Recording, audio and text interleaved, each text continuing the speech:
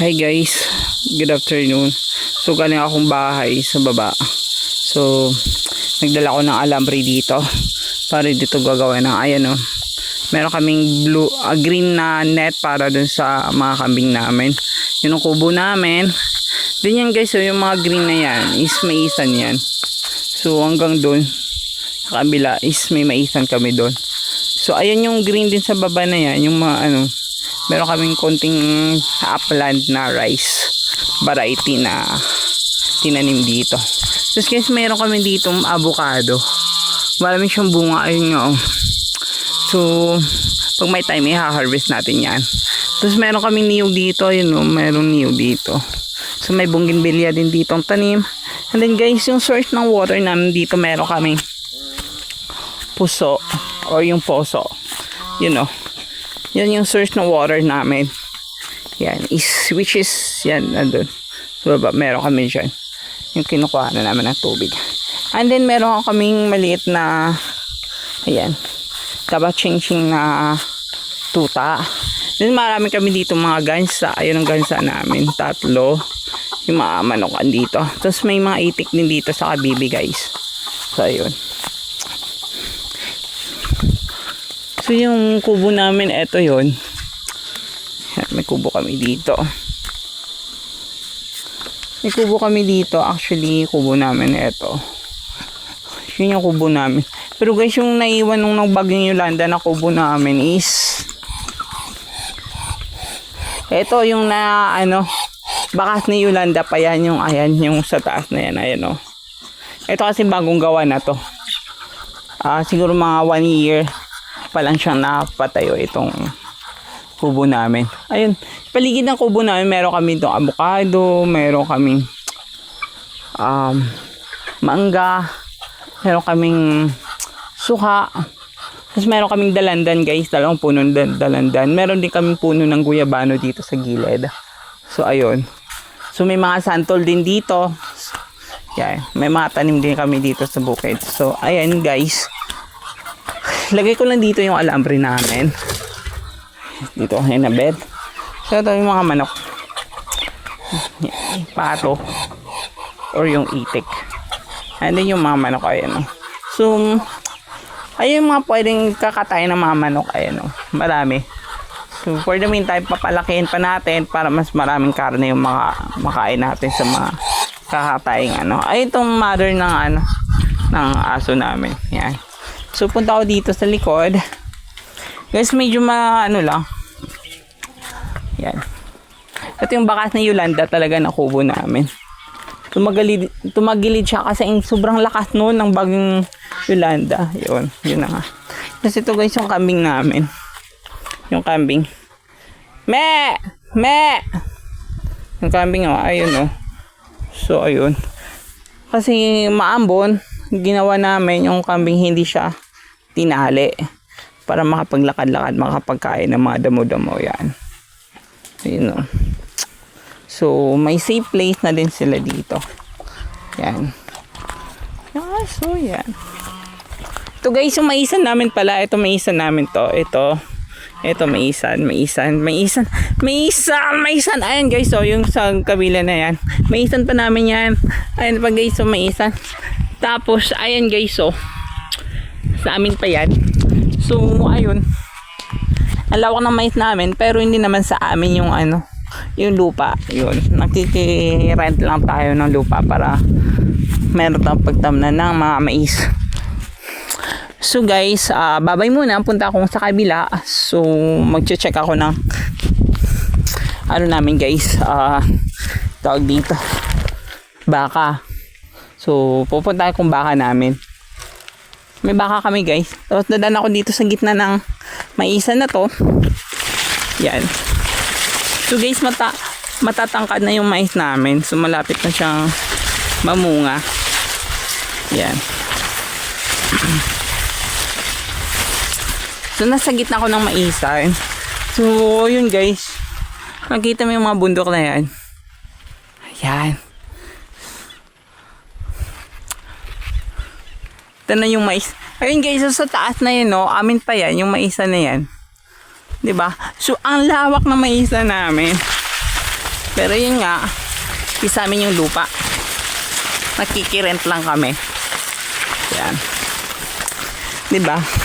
So I'm so happy na bumalik ka dito sa probinsya para din maikot yung maisan namin. Malagayan yung mga kalabaw kambing namin. At the same time, mapalayo muna ako sa trabaho dun sa syudad. Sa Manila. Sa Manila yung trabaho ko, guys. Sa sales ako sa isang car dealership. Suzuki. Ouch. Doon ako nagtatrabaho. So medyo lumayo muna ako saglit sa trabaho ko kasi medyo toxic na. I mean, hindi naman siya toxic. I mean, napagod lang talaga ako maghanap ng client. So, eto guys, so bakas din ng landslide. Ito, landslide dito. Kasi guys, dati yung lupa hanggang doon. Hanggang doon yung lupa na yan guys, oh. Eh, pag umuulan, yung mga tubig, nagkaroon tayo ng yung ulan ba, malakas na ulan, tapos nagkaroon ng soil erosion tawag dito. Kaya yun. Kaya buti nga merong mga halaman dito sa kano. Puno ng ano yan, mga native trees na tumutubo din dyan para harangin yung lupa na galing dito sa taas. Yun. Ayun na nga. So,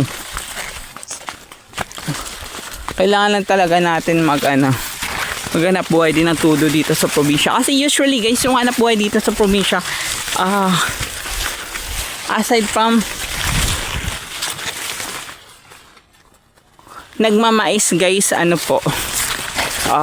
nagtatanim kami ng mga root crops, ano pa ba, mga gulay like ampalaya, talong, okra, kangkong, anything guys, basta mapagkakitaan. So ito, yung may isa na to guys, nasa tito ko to, hanggang doon sa kanya yan.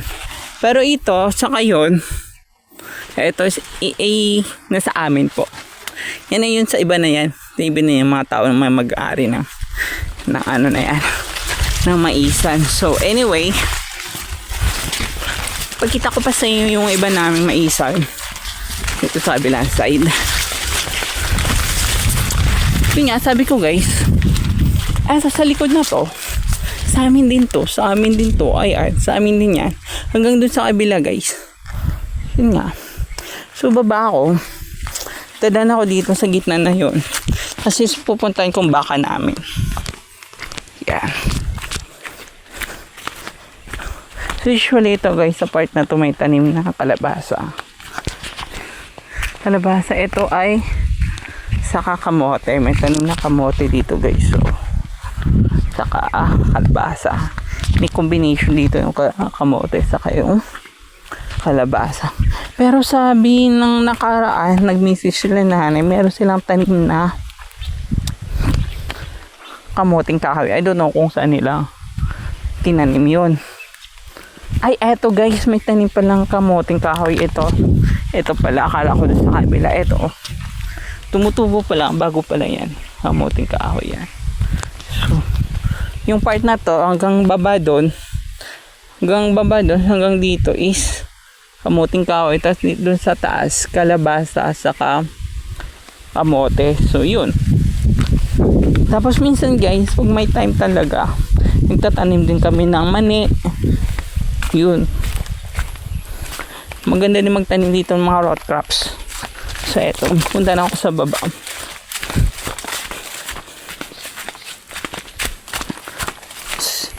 Eto guys, yung daanan ko hindi siya malawak. Na daanan gaya ng mga kalsada na highway na pwede daanan ng motor o something gano'n. Eto guys, kasi daanan lang to ng tao sa hayop. Like kalabaw, baka gano'n. Sa kambing. Inisipon ako guys kasi umambo dito. Anyway, ito guys, yung maisa na to, nasa amin to, nasa kapatid ko to, itong maisa na to hanggang sa taas. Yun dun, matarik to guys. Sobrang hirap dito pag nag-harvest ka ng mais. Sabi, nakakatakot. Tapos mas mahirap din guys magtanim ng mais Kasi itong matatarik na to, mano-mano siyang tinatamnan talaga yung tinatanim yung mais. So anyway guys, ito yung mga baka namin. Yung baka namin is 4 po ito. Yan, ay yung baka na yan. Yan yung baka, isang baka. Pangalawang baka. Tapos ito sa kabilang baka, ayun o. Yun yung bakang isa. Ito guys, yung avocado. So, maliit na punong avocado. Yung sa kabilang side, namatay na. Ang avocado, saka yung langka, namatay na. Anyway, ito na lang yung isa, oh. May bunga, malalaki. So, yun. Malagkit daw po to yung, pag nahinog na yung, avocado na to. So, anyway, alis na ako kasi ililipat kong mga to. Yan. Sige, bye-bye guys. Bye-bye.